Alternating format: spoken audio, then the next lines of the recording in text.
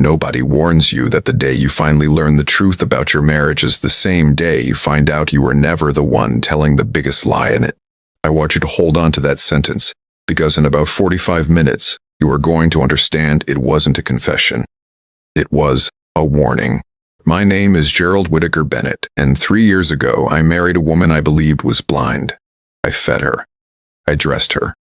I described the color of every sunset and the shape of every stranger past our window on Beacon Hill. I became her eyes for 1,100 days and 1,100 nights. And I did it because my father was dying and I needed her money. And I had run out of every other decent option a man is supposed to have at 50 years old. Yesterday, I forgot my wallet on my way to the market. I came home 15 minutes early. I walked up the stairs of our brownstone in stockinged feet, the way I always did when I thought she was sleeping, and I pushed open our bedroom door. My wife was sitting at her writing desk by the window. Her dark glasses were folded on the corner of the desk.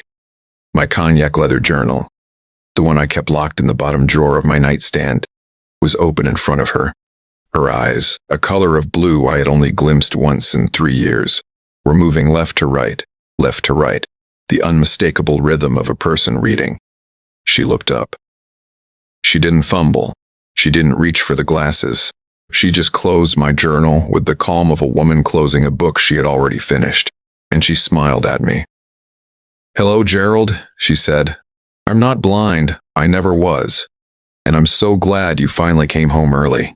If you have ever felt the ground to disappear from under a life you thought you understood, you know what happened next was not shouting. It was silence. A silence so complete it had a weight, a temperature, a pulse of its own. But before I tell you what she said after that, before I tell you about the 4 men who came before me, or the will she rewrote, or the truth that turned out to be worse than blindness, you have to understand how a decent man ends up marrying a stranger for her money in the first place. Because I am not a villain in this story, and neither is she. And by the end, you are going to have to decide for yourself which of us committed the greater sin. It was January of 2021 when Dr. Ellis Morrison sat across a laminate hospital desk from my father and used the exact phrase every son dreads. Aggressive, advanced, options are limited. My father, Samuel Bennett, was 73 years old. His hands, the hands that had worked 3 shifts at the Quincy shipyard to put me through Bentley College after my mother died, were trembling on the armrest of that chair. The cancer had already outrun the first round of treatment. The one therapy Dr. Morrison believed could still buy him real time was experimental. Insurance would cover 20%. The remaining bill would come to $250,000. I was 50 years old, a small-town accountant at Halloran and Cross, making $3,200 a month. I had $17,000 in savings and a father with, at best, 18 months if we could pay. I remember the exact moment I stopped being the man I thought I was. I was standing in the hospital parking garage with my forehead against the roof of my Camry, and I heard my father's voice from when I was 9 years old, the year my mother died. Sometimes, Gerald, good men have to make hard choices. The measure of you isn't the choice. It's who you become after you make it. He'd been talking about working 3 jobs. I had no idea that January afternoon that I was about to test his sentence in a way he never meant. It was Dr. Morrison himself who mentioned her, not on purpose. Just in the tired, gossipy way doctors sometimes talk at the end of a long day. A colleague of his, Dr. Nathan Peterson, had a patient, a woman named Paige Whitmore Sinclair, blind from a car accident 5 years earlier, the same accident that had killed her parents. Only child, inherited an estate valued somewhere in the neighborhood of $2.5 million, 47 years old, never married. Lonely, Dr. Morrison said, in the particular way rich lonely people are lonely, which is worse than the ordinary kind because everyone assumes they aren't. I drove home that night with my knuckles white on the wheel, and I did the thing you are not supposed to do. I let a plan take shape. The introduction was engineered so smoothly I never once questioned it. A charity gala for the Massachusetts Association for the Visually Impaired, held in a hotel ballroom in the Back Bay. I volunteered to help with setup, the first lie of what would become 3 years of lies. And there she was, in a corner near the auction tables, wearing dark tortoiseshell glasses indoors, and a black dress that made her look like she had been carved out of something more elegant than the rest of the room. Her fingers were tracing the rim of a wine glass in slow, careful circles.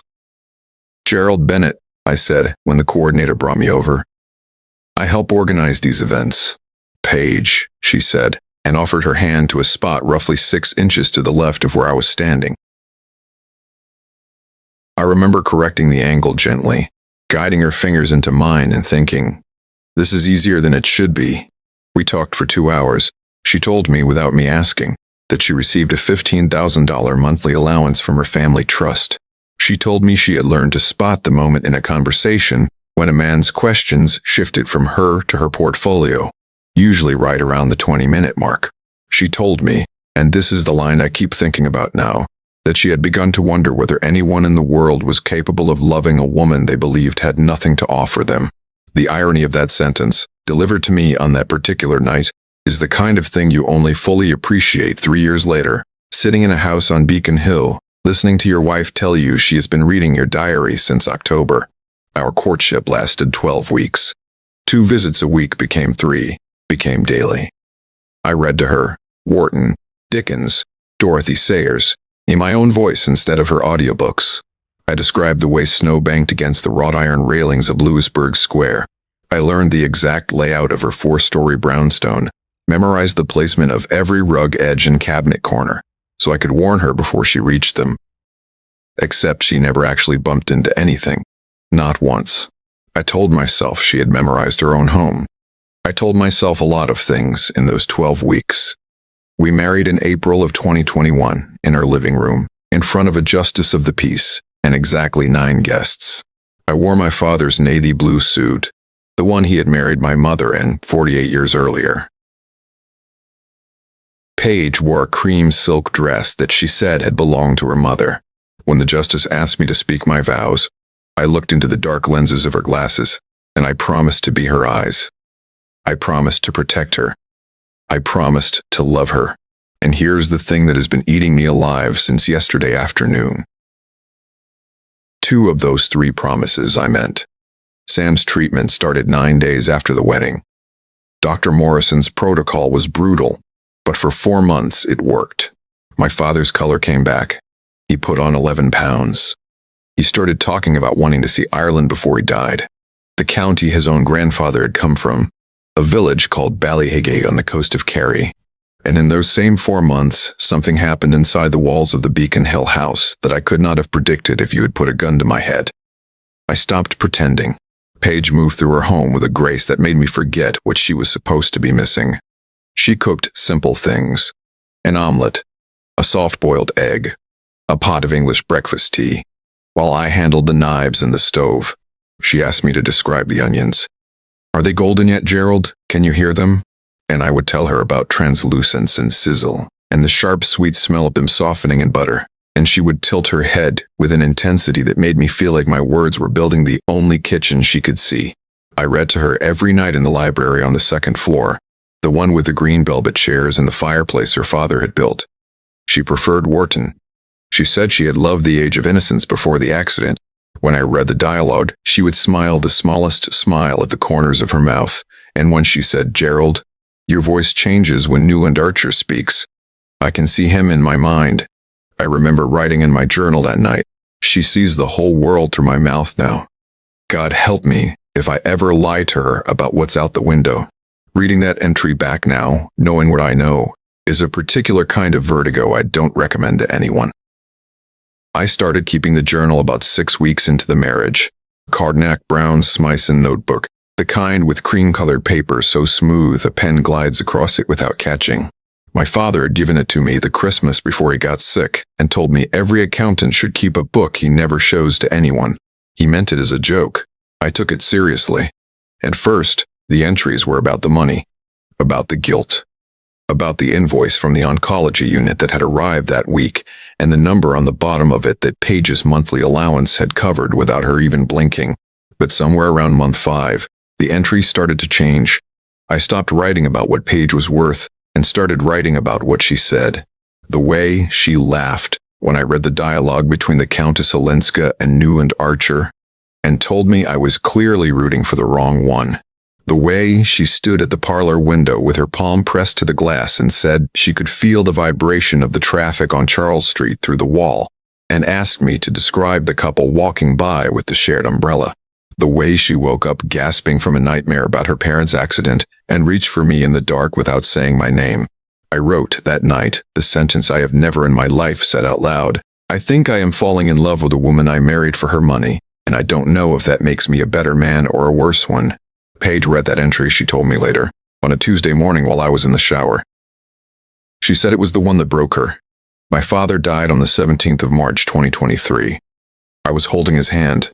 Paige was in a chair beside me, her fingers laced through mine, and Sam's last words to me were, "You did good, son. She looks at you like you hung the moon, and I don't need eyes to see it." I have thought about that sentence approximately 4,000 times since yesterday afternoon. Because Sam was right, she did look at me. That was the whole problem. We buried him in Mount Auburn in a plot beside my mother. I sold his little house in Quincy and used the $50,000 insurance payout to close out the medical debt that even Paige's monthly deposits hadn't covered. My original reason for marrying my wife had, technically, been dissolved.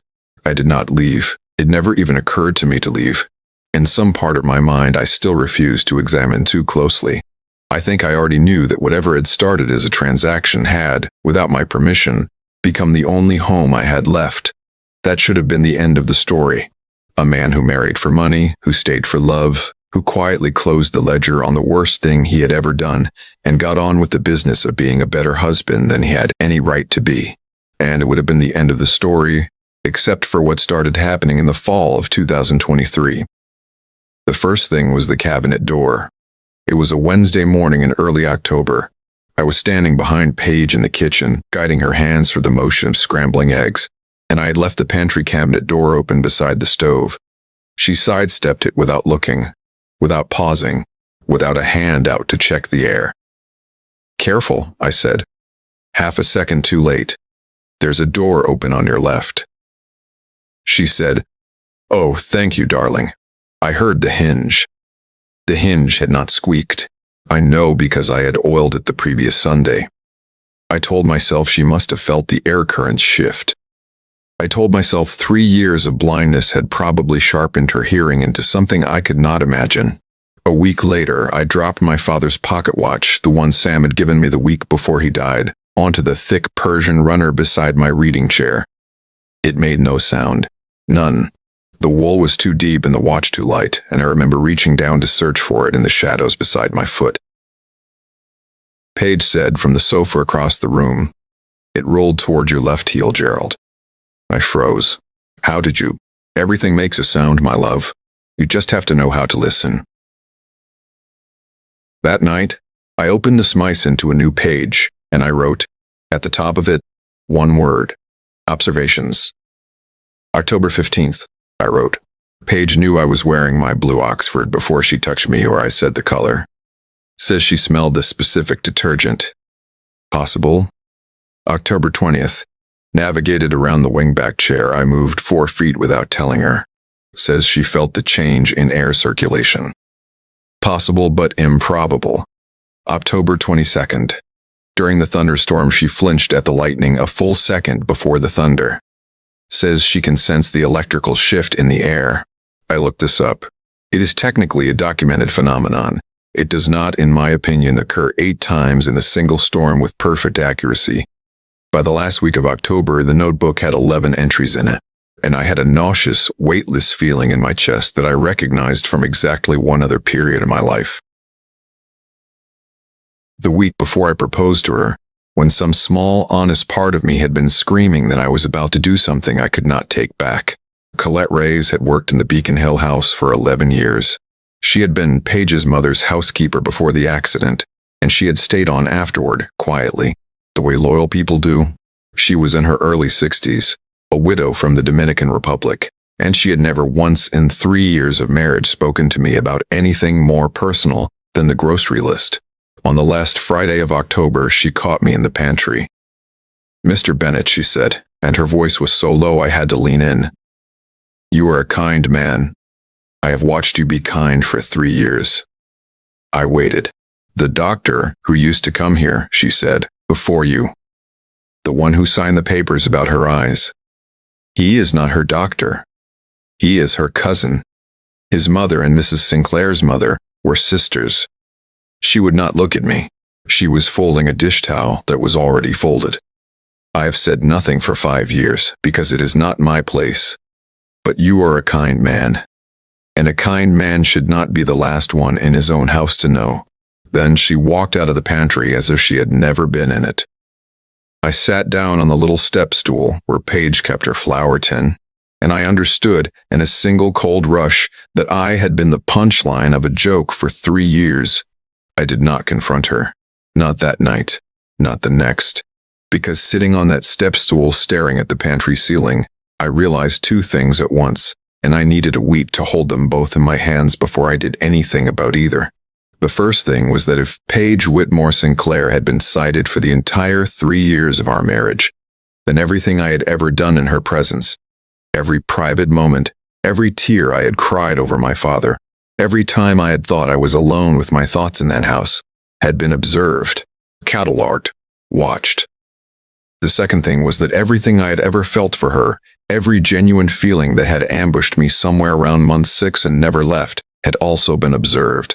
Which meant she knew, not from anything I had told her, not from anything I had confessed. She knew from the inside, from watching me move through my own life, that at some point I had stopped performing husband and started being one. And she had said nothing. For years. I did not know yet whether that made her the cruelest person I had ever met, or the only person who would ever see me clearly. I needed to find out before I opened my mouth. So I did the accountant's thing. I dealt a test. I began leaving objects in slightly wrong places. I wore a green tie one Tuesday and a paisley one on Wednesday and asked her with elaborate innocence if she could tell them apart by touch. I dropped a paperclip onto the runner in the hallway and watched, out of the corner of my eye, as she stepped over it without breaking stride. I moved a chair in the library 6 inches to the left. She walked around it. I stood behind her at the kitchen sink for 4 full minutes without making a sound. She rinsed the last dish, turned off the tap, and said, without turning around, "You've been standing there a while, Gerald? Is everything all right?" I said I was just admiring her, which, God help me, was even true. That night I wrote in the Smyson, "She sees everything. She has seen everything for 3 years." The only question left is why. I hid the notebook from that entry on, and the false bottom of my briefcase in the front hall closet. She read every word of it. I know she did, because yesterday afternoon she quoted 3 lines of that specific entry back to me from memory. Which brings us to the Tuesday morning I forgot my wallet. The house was quiet when I let myself back in. Colette had gone to the market. The kettle was cooling on the stove. I climbed the stairs in stockinged feet, out of the habit of 3 years, and the door to our bedroom was open a crack. Through the gap, I saw my wife at her writing desk. Her dark glasses were folded on the corner. My cognac Smyson was open in front of her. She had found the briefcase, of course she had, and her eyes were moving in the exact rhythm I had spent 3 weeks watching for. I must have made some small sound. A footstep. A breath. She looked up. And what happened in her face was not panic. It was something more devastating. It was relief. She closed the notebook. She folded her hands on top of it, and she said, in the calmest voice I had ever heard come out of her mouth, "Hello, Gerald. Please come in. I have been waiting 3 years to have this conversation, and I would rather not have it standing in a doorway." I do not remember walking into the room. I remember suddenly sitting on the edge of our bed, and the light through the window behind her had a quality I had never noticed before, because I had never seen her framed by it without the glasses. Her eyes were blue, not a soft blue, a clear, hard, intelligent blue, the color of the ocean off the coast of Maine in October. "How long?" I said. It was not a question. It came out as an accusation and a plea in the same breath. I was never blind, Gerald. Not for 1 day of our marriage. Not for 1 day before it either. The accident was real. My parents did die. I never lost my sight. The floor tilted. I gripped the edge of the mattress. Dr. Peterson is my mother's sister's son. He is a licensed physician, yes. He signed the papers, yes. He has been protecting me for 5 years. He is the only person in the world besides me who knew the whole truth until this morning. 5 years, I said. Why? She stood up from the desk and walked to the window. Not the careful, hand-trailing walk I had memorized. A normal walk. A walk that made my stomach turn over, because it was so ordinary, and I had never seen it before. Because, she said, still facing the glass, I inherited $2.5 million from my parents when I was 42 years old, and in the 3 years that followed the accident, 4 different men proposed marriage to me. 4. She turned around. Marcus Vaughn, real estate developer, met me at a fundraiser 8 months after my parents died, lasted 3 weeks in the fiction, left me alone in the house for entire days, ordered fruit to be delivered because he could not be bothered to help me cook. Told a friend on a phone call, I heard him, that living with me was like babysitting a very expensive plant. I did not move.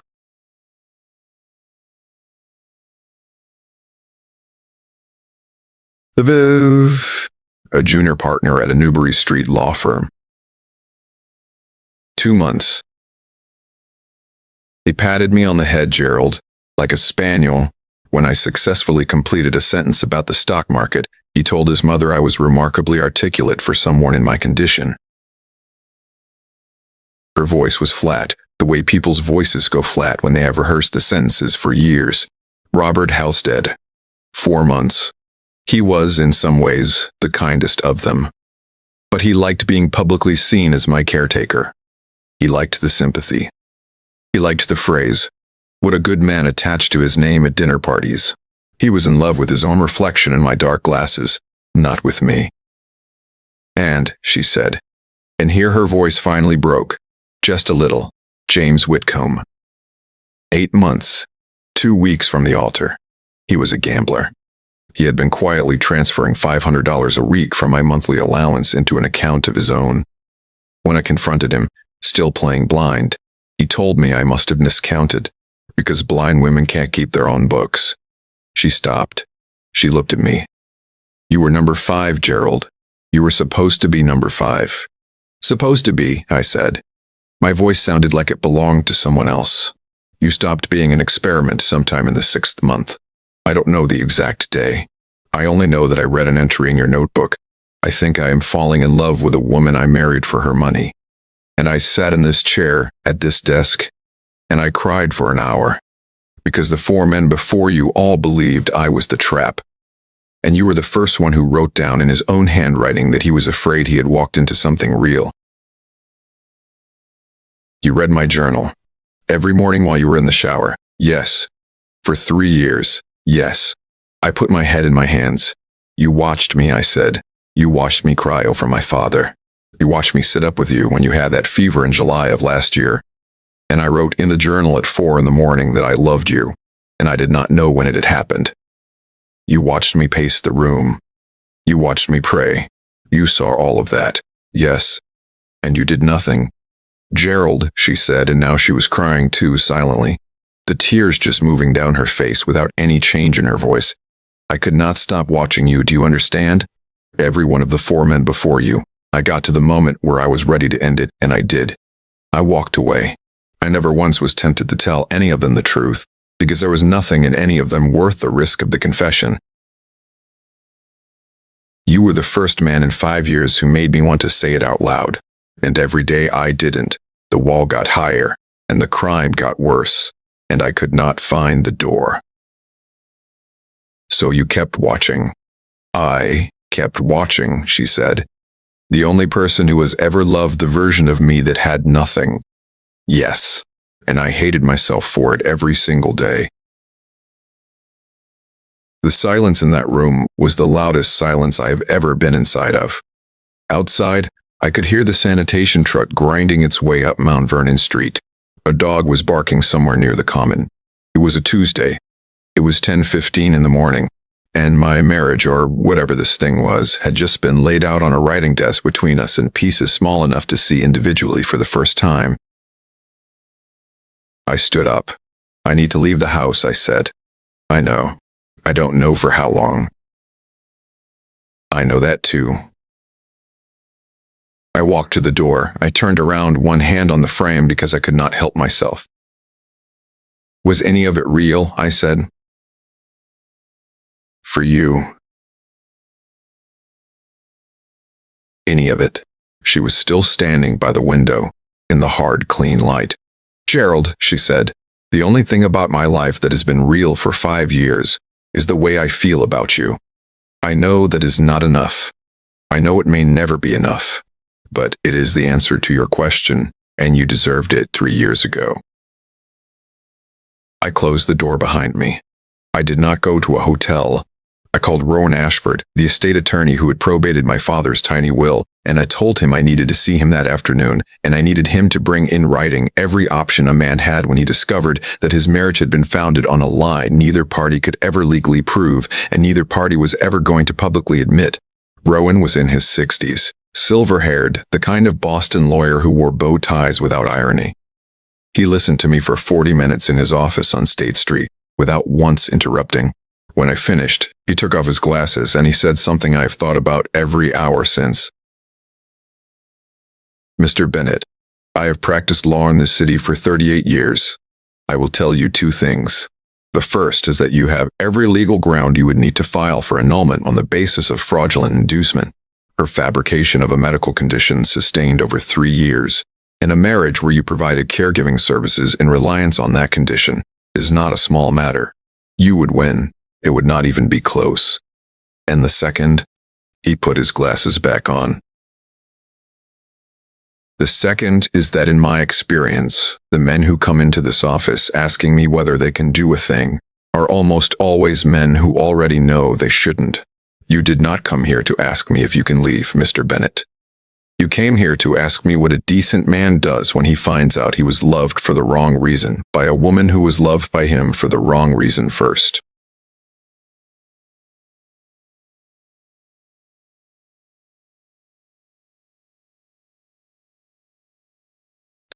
They did not answer.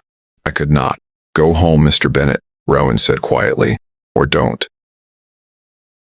But do not make the decision in my office. Make it in the only room in the world where the truth is now finally, fully in the light. I walked home. It was almost 4 miles. I did not take the T. I did not call a cab.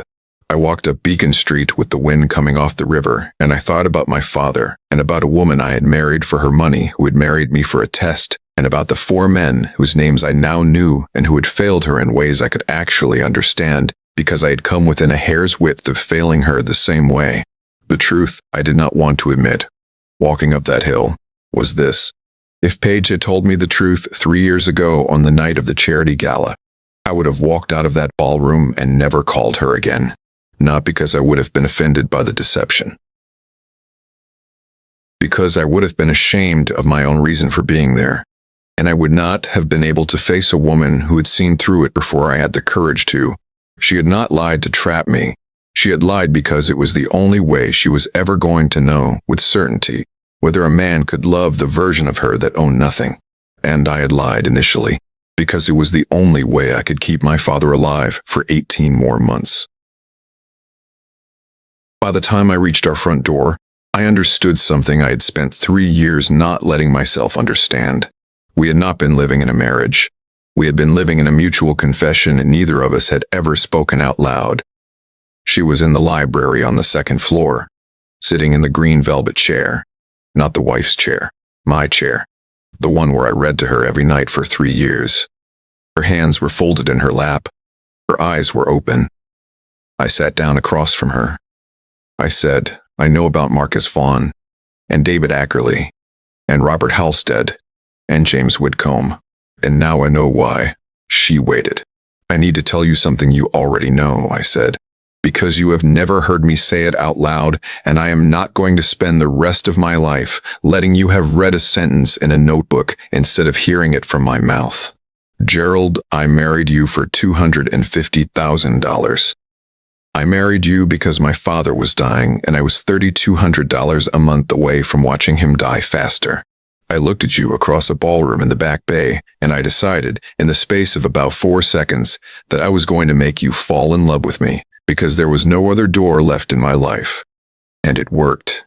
It worked so well that 6 months into the marriage, I could not remember which parts of me were still performing and which parts weren't. I stopped being able to tell. And by the time my father died in March of last year, I had been in love with my own wife for at least 18 months, and I did not have the courage to tell her, because I did not think I had earned the right to. She did not speak. She was crying again in that silent way. I am not going to file for annulment, I said. Rowan Ashford told me this afternoon I could. I am not going to. Not because you don't deserve to be left. You do. And not because I don't deserve to leave. I do. I am not going to file because you and I have both, in our own separate ways, been standing in the same room for 3 years, waiting for the other one to say the thing out loud first. And I am saying it first now. I loved you before I had any right to. And I love you now on the other side of knowing what you did, which is the version of the sentence that actually costs something. I stood up. But we are not staying in this house. She looked up. This house is where you learn to hide, I said. And it is where I learned to lie. And every hinge and floorboard in it remembers both of us the way we used to be. I have called Rowan. Tomorrow morning we are going to sign over the deed of this house to the Sam Bennett Memorial Fund at Mass General, an endowment for families who cannot afford the last 18 months of a father's life. Every dollar of the trust income from this point forward will be split, half to you, half to that fund, in your parents' names and mine. You will still have more money than any 2 people need. You will not have this house, and you will not have the version of yourself who used it to hide. Gerald. I am not finished. There is one more thing, and then you can tell me if I am the man you actually wanted, or the man you only wanted while you thought I could not see you. I took a breath. I want to meet you, tomorrow morning, on a bench in the public garden, by the swan boats. I want you to walk up to me as a woman who can see, and I want to introduce myself as a man who has nothing to sell you and nothing to prove to a dying father. And I want us to decide in the daylight, without a diagnosis between us and without a hospital bill behind us, whether the 2 people we actually are want to stay married to each other, because the 2 people we pretended to be do not exist anymore. And I am not going to spend the rest of my life married to their ghost. She stood up. She walked across the library, a normal walk in the ordinary light, and she stopped in front of me. 10 o'clock, she said. 10 o'clock. I slept in the guest room that night. She slept in our bed. I heard her, once, through the wall, crying without trying to hide it. The first time in 3 years I had ever heard her cry without an audience she was aware of. At 10 o'clock the next morning, I sat down on the 3rd bench along the path by the swan boats, in a coat I had bought when Sam was still alive, and I watched a woman I had lived with for 3 years walk toward me across the grass without a cane, without dark glasses, without the careful measured steps of a person memorizing space by touch. She saw me from 50 yards away. She smiled at me the way a stranger smiles at a stranger who might turn out to be someone. She sat down on the bench. "Hello," she said. "My name is Paige Whitmore Sinclair. I've been alone for a long time, and I have a story I would like to tell you, if you have an hour." I said, "My name is Gerald Bennett. My father died last year. I've been alone for a long time too. I have an hour. I have the rest of the morning if you want it." She said, "I want it." We sat on that bench until the sun crossed over the tops of the elms and moved the shadow of the willow onto the path in front of us. I told her about my mother. She told me about her father. I told her the truth about the $250,000. She told me the truth about the 4 men and the reason she had never trusted the 5th. And somewhere around the 2nd hour, without meaning to, without any of the ceremony that had defined our first wedding, I reached over and took her hand. She let me. That is the marriage we are in now, not the one that started in a Beacon Hill living room in April of 2021 with a justice of the peace and my father's suit. The one that started on a bench in the public garden in November of 2024, between two people who had already done each other every wrong they had left in them to do, and had decided in full daylight to try being honest for whatever time either of them had left. The Beacon Hill house was signed over to Mass General 6 weeks later. There is a plaque, small and brass, in the oncology wing that reads the Samuel Bennett Fund for the last 18 months. We live in a smaller house now in a town called Rockport, an hour up the coast. Paige can see the ocean out of every window. She reads her own books. She cooks her own eggs. Sometimes, in the evenings, we still sit in front of the fireplace, and I read Wharton out loud, because it turns out she really did love it, and it turns out I really did love reading it to her, and it turns out both of those things were, all along, the parts of us that had never been lying. I keep a new journal. She has never once opened it.